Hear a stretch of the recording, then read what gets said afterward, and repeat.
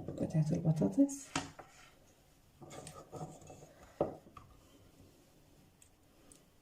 والفلفل. هعمل كله بنفس الطريقة كده، هكمل الصينية بتاعتي بنفس الطريقة.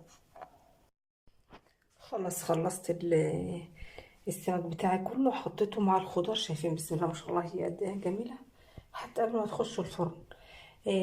احنا دلوقتي خلصتها وصفيتها مع الخضار. حابة تحطي كوسة حطي، حابة تحطي طماطم في أرضية الصينية حطي، هتقبل كل حاجة. انا دلوقتي هحطها على درجة 200. تاخد يعني مش هتغيب معايا في الفرن لان قطع صغيرة زي ما انتم شايفين. هحطها على درجة 200 تاخد تستوي من تحت وتاخد لون احمر كده ذهبي من فوق.